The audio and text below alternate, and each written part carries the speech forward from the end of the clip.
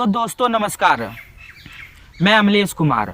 मौजूदा वक्त की जो है राजनीति जो है बड़ा ही डिफिकल्ट हो रहा है।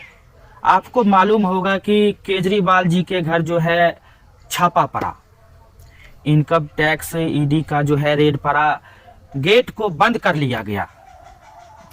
उनके हाथों में वो फाइलें थी जिन फाइलों में जो है वो डॉक्यूमेंट्स नहीं, दरअसल केजरीवाल जी का जो है अरेस्ट वारंट था। और वही अरेस्ट वारंट जो है लेकर उनके घर में प्रवेश करते हैं और रेड मारते हैं। दरवाजा को जो है बाहर से बंद कर लिया जाता है। पुलिस फोर्स जो है अधिक से अधिक तादाद में जो है वहां जमा होने लगते हैं और आम आदमी के जो भी समर्थक है वो भी जो है अपना सफाई देते हैं। लेकिन दरअसल कहना ये था कि जिस तरह से केजरीवाल जी लगातार वो 2 राज्यों में चुनाव जीते हुए हैं, दिल्ली में 7 सीट लोकसभा का और पंजाब में 13 सीट, तो टोटल 20 सीट है। और 20 सीट जो है कहीं ना कहीं 2024 के लोकतंत्र चुनावी में जो है मायने रखता है।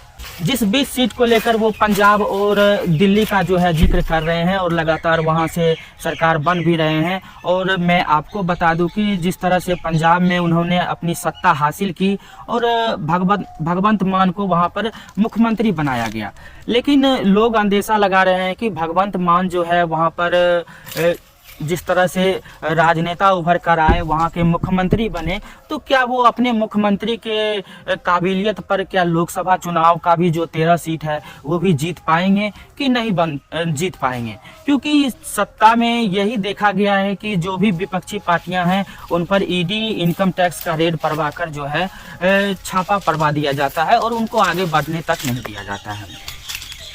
तो कहने का यही था कि जिस तरह से केजरीवाल जी पर जो है गेट बंद कर लिया गया और बाहर से जो है फौजों की हुजूम थी। जनता से पूछा गया तो उन्होंने कहा कि आप केजरीवाल जी को जेल में जरूर डाल सकते हैं, लेकिन आप उनके सोच को नहीं डाल सकते हैं। क्योंकि केजरीवाल जी जो वादा करते हैं, जो गारंटी देते हैं, वो निभाते हैं। जिस तरह से दिल्ली में जो है फ्री बिजली का जो है वादा था और हमारे प्रधान सेवक जी खुद कह रहे थे कि ये लोग जो है फ्री की रेवड़ियाँ बांटने वाले हैं। तो फ्री की रेवड़ियाँ बांटने वाले कौन है कौन नहीं है वो तो आपको छापा पड़ा है, वो आप खुद समझिए कि फ्री की रेवड़ियाँ कौन बांट रहा है और जो बांट रहा है उनको जेल के सलाखों के पीछे डाल दिया जाता है।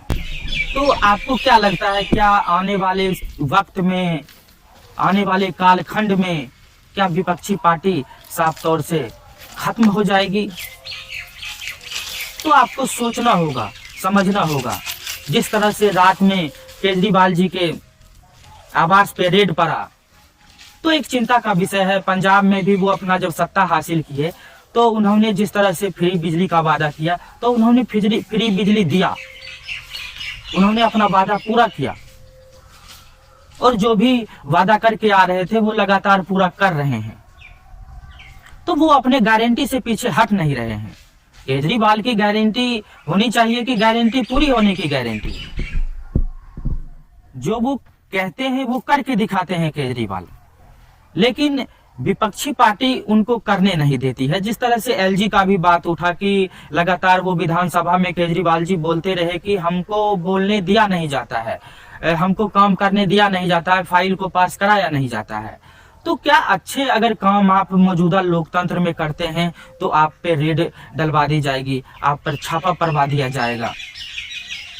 तो क्या ये मौजूदा वक्त ऐसा हो गया है कि अब जो है फिर से राजतंत्र लौटने वाला है और लोकतंत्र खत्म होने वाला है? क्योंकि 20 सीट कहीं ना कहीं मायने तो रखता है और 20 सीट जो है कड़ी पकड़ है केजरीवाल जी की। तो क्या ऐसा वक्त अब आ गया है कि अब विपक्ष को जो है जेल से राजनीति करनी पड़ेगी? तो ये एक दयनीय स्थिति है। लगातार सफाई देने के बावजूद भी उन पर रेड पड़ रहे हैं, उन पर छापे पड़ रहे हैं। तो ये समझना होगा केजरीवाल जी की गिरफ्तारी दरअसल एक मायने रखता है। 20 सीट जो लोकसभा का है, तो अगर केजरीवाल जी ही जेल में चले जाएंगे, जब उनमें दिखेगा ही नहीं, सिर्फ फील्ड में जो है आपको सिर्फ एक ही चेहरा दिखेगा जो होगा नरेंद्र मोदी जी का। और इसके सिवा जो है आपको कोई चेहरा नजर नहीं आएगा। और आपके पास एक ही ऑप्शन बचेगा कि इस लोकतंत्र में जो अंगूठे का इस पर निशान लगवाएंगे वो सिर्फ कमल के छाप पर वोट पड़ेगा। तो क्या राय है आपका 2024 का? आप हमें जवाब जरूर दें।